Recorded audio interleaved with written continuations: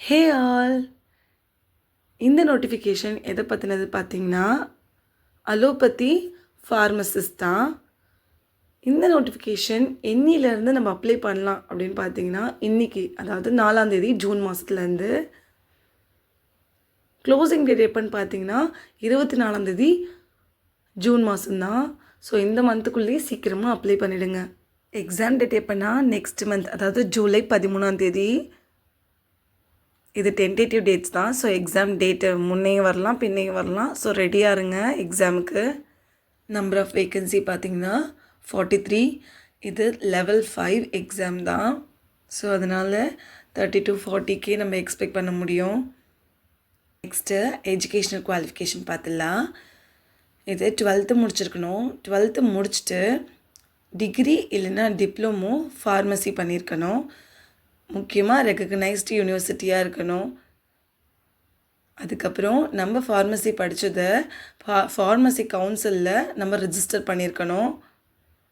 இதுதான் எஜுகேஷ்னல் குவாலிஃபிகேஷனாக அவங்க கேட்குறது. நல்லா புரிஞ்சுக்கோங்க. 12th முடிச்சிருக்கணும். 12th முடிச்சுட்டு ஃபார்மசி டிபார்ட்மெண்ட்டில் டிகிரி அப்படி இல்லைன்னா டிப்ளமோ, இது ரெண்டுத்தில் எது ஒன்றாலும் நீங்கள் முடிச்சு வச்சுருக்கலாம். முடித்தது ஃபார்மசி கவுன்சிலில் ரிஜிஸ்டர் பண்ணி வச்சுருக்கணும். ஏஜ் லிமிட் பார்த்திங்கன்னா 18 வயசுலேருந்து 30 வயசுக்குள்ளே இருக்கணும். ஓபிசி எம்பிசியாக இருந்தால் 3 years ரிலாக்ஸேஷனும், எஸ்சியாக இருந்தால் 5 years ரிலாக்ஸேஷனும் கொடுக்குறாங்க.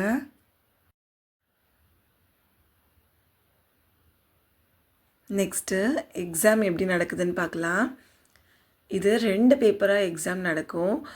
பேப்பர் 1, பேப்பர் 2 இது ஒரே நாள்லேயே எக்ஸாம் நடத்துவாங்க. ஒரு எக்ஸாமுக்கும் 2 மணி நேரம் நமக்கு டைம் இருக்கும். பேப்பர் 1ல் 100 மார்க்ஸ், பேப்பர் 2ல் 100 மார்க்ஸ்ன்னு மொத்தமாக 200 மார்க்ஸ்க்கு இந்த எக்ஸாம் நடக்கும். பேப்பர் 1ல் என்னென்ன சிலபஸ் கொடுத்துருக்காங்க பார்ப்போம். மேலேயே கொடுத்துருக்காங்க 12th standard level, CBSE and equivalent boards. எப்போ பார்த்தாலும் சிபிஎஸ்சி படிக்கணுமா ஸ்டேட் போர்ட் படிக்கணுமான்னு டவுட் நீங்கள் கமெண்ட்ஸில் கேட்பீங்க. இதிலே கொடுத்துட்டாங்க. நீங்கள் ஒன்று சிபிஎஸ்சி படிங்க, அப்படி இல்லைனா அதுக்கு ஈக்குவலண்ட்டான எது போர்ட்ஸ் நீங்கள் படிச்சுக்கலாம் அப்படின்னு சொல்கிறாங்க. என்னுடைய ரெஃபரன்ஸ் சிபிஎஸ்சி போர்ட், அதாவது என்சிஆர்டி போர்டை நீங்கள் ஃபாலோ பண்ணுங்கள். சப்ஜெக்ட்ஸ் என்னென்னு பார்க்கலாம். General intelligence and reasoning, quantitative aptitude, current affairs and Indian polity, general studies and general science, English language and grammar comprehension, computer knowledge. Theatre அசிஸ்டண்ட்டுக்கு கம்ப்யூட்டர் நாலேஜ் கேட்கல, ஆனால் ஃபார்மசிஸ்ட்டுக்கு கம்ப்யூட்டர் நாலேஜ் கேட்குறாங்க. நம்பர் ஆஃப் கொஷின்ஸ் பார்த்திங்கன்னா 100 questions. Marks பார்த்திங்கன்னா each questions have 1 mark. So 100 marks. 2 hours நமக்கு time இருக்குது. Paper 2 பார்க்கலாம். இது டிப்ளமோ லெவலில் தான் இருக்க போது.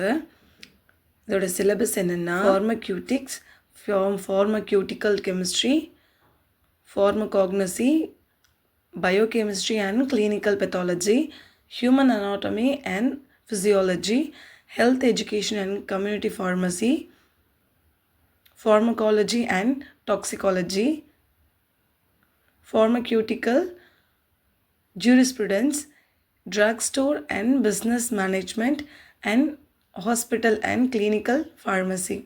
இது எல்லாமே உங்களுடைய கோர் பார்ட்லேருந்து தான் கேட்குறாங்க. 100 கொஷின்ஸ் கேட்பாங்க. அதுக்கு 100 marks, 2 hours டைம் இருக்கும். பேப்பர் 1ஆக இருந்தாலும் சரி 2ஆக இருந்தாலும் சரி, தப்பாக வர ஒரு கொஷினுக்கும் நமக்கு 0.25 marks டிடெக்ட் பண்ணிவிடுவாங்க.